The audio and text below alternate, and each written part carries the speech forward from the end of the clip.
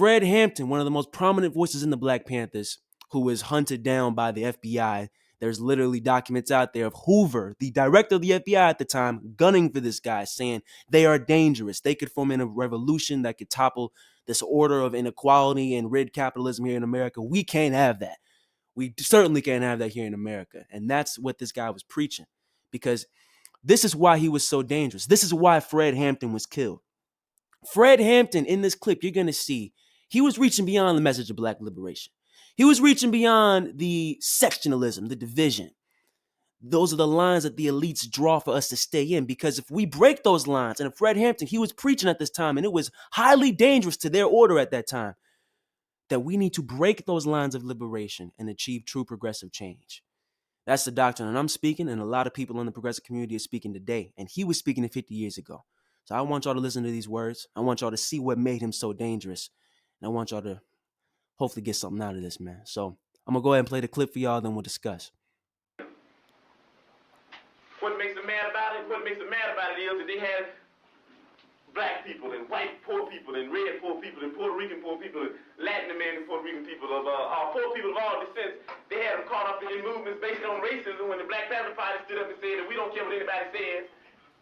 We don't think you fight fire with fire best. We think you fight fire with water best. We're going to fight racism, not with racism, but we're going to fight with solidarity. We said we're not going to fight capitalism with black capitalism, but we're going to fight it with socialism. We stood up and said we're not going to fight reactionary pigs and reactionary state's attorneys like this and reactionary state's attorneys like Hanrahan with any other reactions on our part. We're going to fight their reactions where all of us people are getting together and have an international proletarian revolution. Right on. Right on. And that's saying all power to the people. Right on. That's saying that no matter what color you are, you're just only two classes. And that's saying there's a class over here and there's a class over there. And the reason that this class over here has never did anything to get this class off its back, because this is lower, this is upper, this is the oppressed, this is the oppressor, this is the exploited, this is the exploiter. And these people in this class have divided themselves. They say, I'm black and I hate white people. I'm white and I hate black people. I'm Latin American and I hate hillbillies. I'm hillbilly and I hate Indians. So we fighting amongst each other. And you've heard the testimony of pigs here. You got pigs of all colors, you know that. You got pigs that are white, you got pigs that are black, you even got pigs that are black and white. Propagating the same type of madness that this buffoon Hanrahan would be propagating if he were here himself. And why? Because they want to keep you to believing that I'm your enemy, and that everybody else that's black and that wears a lot of hair on his head and hair on his face, they want to keep you thinking that he's your enemy. Why? Because if ever you would disregard him and overlook him just for a minute and throw away that question of racism and start into dealing with low logic, then there would be no one else you could attack other than Hanrahan, other than Daley, and other than Tricky Dicky Nixon. If you make the right decision, then the oppressed people of the world will get complete satisfaction. I know you return a verdict of not guilty. Thank you. Wow. He said, we're going to fight racism, not with racism. We're going to fight it with solidarity. We're not going to fight capitalism with black capitalism, but we're going to fight it with socialism. That's why he was gunned down. That's why he was enemy number one of the FBI. Edgar Hoover, the director of the FBI at the time, he was enemy number one for them. He's quoted saying that. Hoover is saying that. He is enemy number one. They're trying to foment a revolution because they are bringing in the peasants. Just the peasants. They're bringing in the working class. They're bringing in everybody into this revolution. He's reaching out beyond the black community. He's reaching out to the Latino community. He's reaching out to, as you said, Puerto Ricans. He's reaching out to the white hillbillies. He's reaching out to everybody. And he's saying, hey, they want us to fight. They want us to hate each other. That's their goal. That's their job. So it's time for us to stop the hate, stop playing into the game, and reach hand in hand and fight together for our collective liberation. The collective liberation. Don't fight racism with racism. You fight it with solidarity. That's what he said. And that's what made him so dangerous. And then the FBI engineered a plot with the Chicago PD with his arms raid. They ended up going into his apartment, killing him, another Black Panther member at the time. It was huge at the time, man. The black community was outraged. 5,000 people attended his funeral. But it's been stamped down. Nobody talks about him in the mainstream media, Fred Hampton. They don't talk about Stokely Carmichael. They don't talk about Huey Newton. And whenever they do, they mention, Oh, they were calling us devils. They were calling us devils. They were only fighting for black people. They were racist. They were just reverse racist. They were filled with hate. They were filled with vitriol. No, they're whitewashing it. They're trying to get you distracted from the main message, the dangerous message that he was preaching at the time. The message of solidarity, the message of peace, the message of bringing all of the oppressed communities in this nation across the world together, fighting for our collective liberation. That's what he was preaching, and that's what made him so dangerous. That's why he was killed. So it is our job today, y'all, to carry on this message moving forward. 50 years later, that is our job.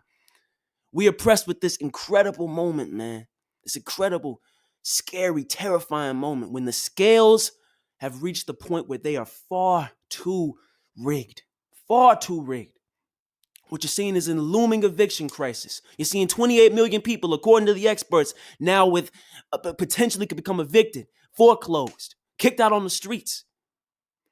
You're seeing unemployment raging across oppressed communities. But meanwhile, the richest Americans have gained $500 billion in wealth over the course of this COVID crisis. The share of the largest corporations, Amazon, Walmart, their share increased by 10% of the whole market.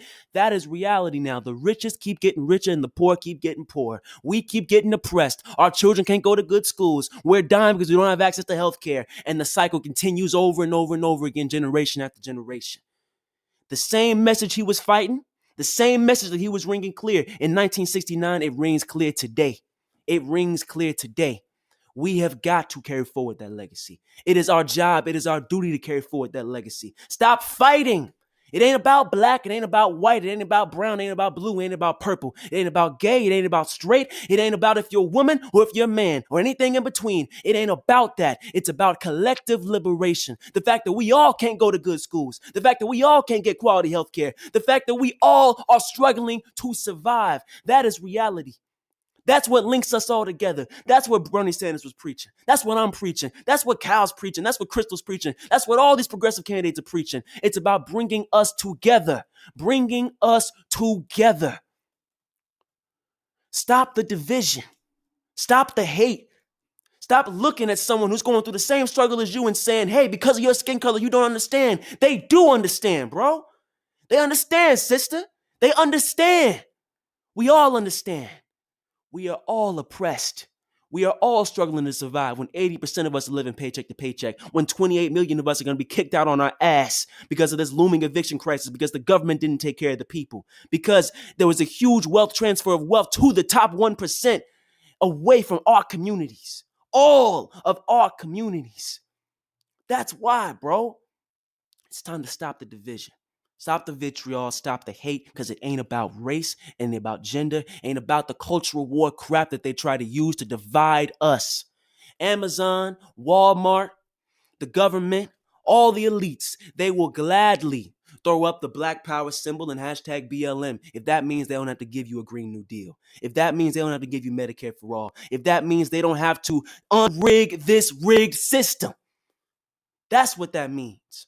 They'll gladly give you the culture war crap if that means they don't have to finally treat you as a dignified human being, treat your community with the dignity and respect and the equality that it deserves. That's what I want y'all to understand today, man. I'm going to keep saying this every time I get on this microphone, bro. I'm going to keep saying it because it is clear. It was clear 50 years ago and it is clear today, clearer than ever, matter of fact. In the middle of this crisis, when they ran away with $500 billion in wealth, when the government gave them a bailout and gave us crumbs, gave us a one-time check, didn't give us a UBI. They didn't give us they didn't give the small businesses the money that they deserved. Instead, they gave them a huge $5 trillion bailout. They gave the huge corporations a $5 trillion bailout and they ran away with $500 billion increase in wealth. Instead, we are now languishing in cesspools of crime and violence and we are struggling to survive. That's all. That ain't just black. That ain't just brown. That's all communities. That's what I want y'all to understand. So the solution, y'all, is stop fighting. the culture war. Stop fighting in terms of the divisive war that they are trying to get us to fight. Y'all have to fight for our collective liberation. You fight for a Green New Deal. You fight for a jobs programs that reaches into all our communities and saves the planet. You fight for a Medicare for all healthcare system that ensures all of our communities and gives us quality healthcare. You fight for tuition-free college and universities so that our children can go to good schools. You fight for a living wage so that our workers can live dignified lives. That's what you fight for. That's the agenda that we all need to fight for. From the climate movement and sunrise movement to the workers' rights movements, to the women's rights movements, to the black rights movements, to the Latinx movements, all of us come together. That's what I'm trying to get y'all to see. And I know I'm preaching, bro. I know I'm being extra preachy today, but I want y'all to understand, man. I want y'all to hear this. This is the way we move forward. This is how we achieve liberation for all of our communities, for our people, and for all of our people. Plain and simple, y'all. I love that. I love that clip, man. That was beautiful. That was beautiful. And it has never been truer than today in this crazy moment, in these unprecedented times. It's time to fight. It's time to break down the divisions and stand together in solidarity for collective liberation.